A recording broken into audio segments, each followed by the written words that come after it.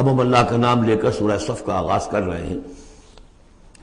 میں آپ کو بتا چکا ہوں کہ جو 10 سورتیں ہیں مدنی، سورہ حدید سے سورہ تحریم تک، ان میں بالکل درمیان میں جو یہ جوڑا ہے سورہ صف اور سورہ جمعہ، اس کی امتیازی شان اسی سے نظر آ جاتی ہے کہ دونوں کا آغاز تسبیح سے ہوا ہے، ورنہ اب تک یہ تھا سورہ حدید کا آغاز سبح للہ ما فی السماوات والارض، پھر سورہ مجادلہ میں وہ بات نہیں، پھر سورہ حشر میں سبح للہ ما فی السماوات وما فی الارض، پھر سورہ ممتحنہ میں وہ بات نہیں۔ اب یہاں پھر جو آئی ہے وما فی الارض، تسبیح کرتی ہے اللہ کی ہر وہ شے جو آسمانوں میں ہے اور ہر وہ شے جو زمین میں ہے۔ وَهُوَ الْعَزِيزُ الْحَكِيمُ، اور وہ زبردست ہے، کمال حکمت والا۔ لیکن اس کے فوراً بعد سورہ جمعہ ہے، وہ ہے يُسَبِّحُ لِلَّهِ مَا فِي السَّمَاوَاتِ وَمَا فِي الْأَرْضِ۔ تو اس میں جوڑے ہونے کی نسبت بہت نمایاں ہو گئی، مشابہت بھی ہے، تسبیح دونوں کا آغاز ہو رہا ہے، پھر تکمیل ہو رہی ہے۔ میں نے بتایا تھا کہ نسبت زوجیت میں کسی مقصد کے لیے جنس جو ہیں دو، وہ کسی اعلیٰ تر مقصد کے لیے ان کے اندر ریسیپروکل نسبت رکھی جاتی ہے۔ وہی یہاں ہے فعل ماضی، فعل مضارع، اور فعل مضارع عربی زبان میں حال اور مستقبل دونوں کو کور کرتا ہے، تو یہاں اس جوڑے میں آ کر ان دونوں کو جمع کر دیا گیا کہ یہ تسبیح جو ہے کائنات کے اندر، جو کائنات کی ہر شے کر رہی ہے، یہ ہمیشہ سے ہوتی آ رہی ہے، ہر دم ہو رہی ہے، ہمیشہ ہوتی رہے گی۔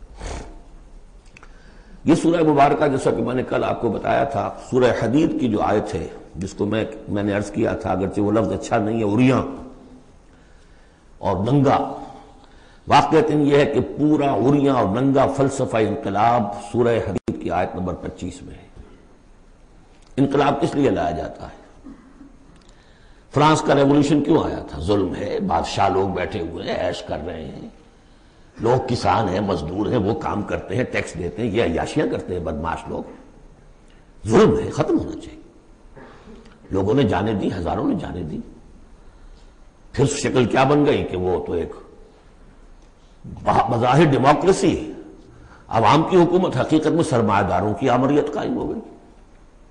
ظلم ہے، مزدور کارخانے کے اندر کام کر رہا ہے، اس کے بچہ جو ہے بھوکا مر رہا ہے، یا وہ اگر بیمار ہو گیا تو اس کی دوا نہیں ہے، اور اس کی محنت اور مزدوری سے جو عیش کر رہے ہیں، لال پری جو ہے ان کے شام کو جو ہوتی ہے، ان کے جام میں وہ کیا کیا ہوتی ہے، علامہ اقبال نے کس قدر تلخ حقیقت کہی ہے۔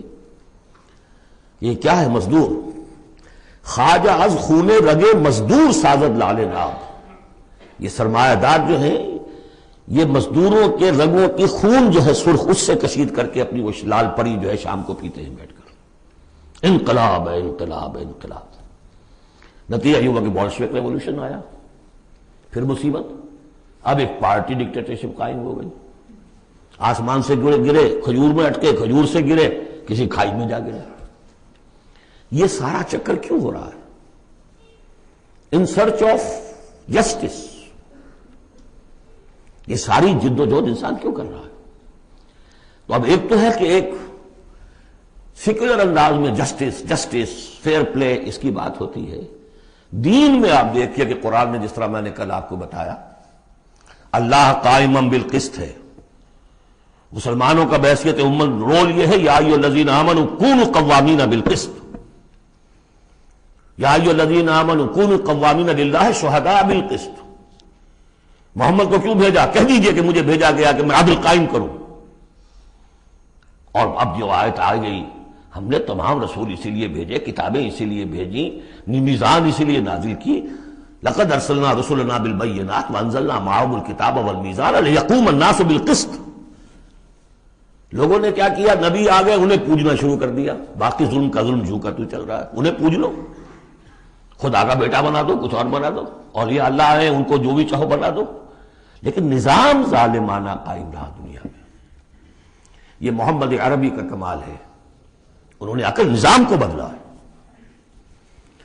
در حقیقت یہ جو تکمیل ہوئی ہے اس پروسیس کی، اس لیے آپ رسول کامل ہیں، آخری رسول اور کامل رسول، جنہوں نے آ کر نظام عدل و قسط کو بالفعل برپا کیا۔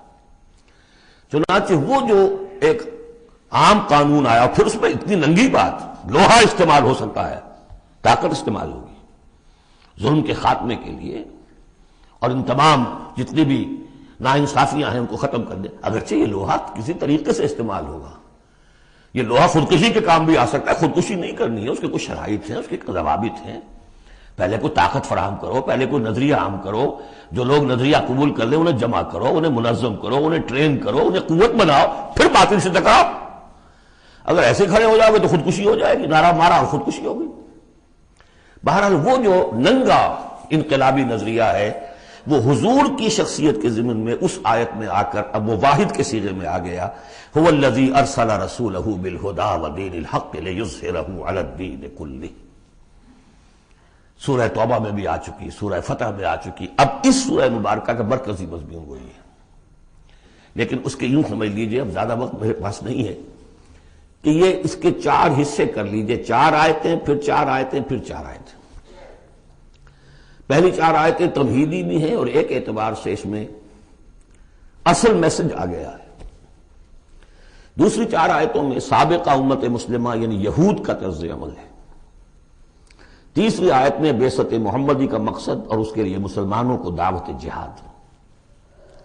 12 آیتیں یہ ہو جائیں گی۔ 2 آیتیں پھر بڑی خاص قسم کی ہیں کہ جو لوگ اس سورت کے پیغام کو قبول کریں اور اختیار کر لیں ان کے کیا کیا مدارج ہیں، دنیا میں کیا ہے، آخرت میں کیا ہے۔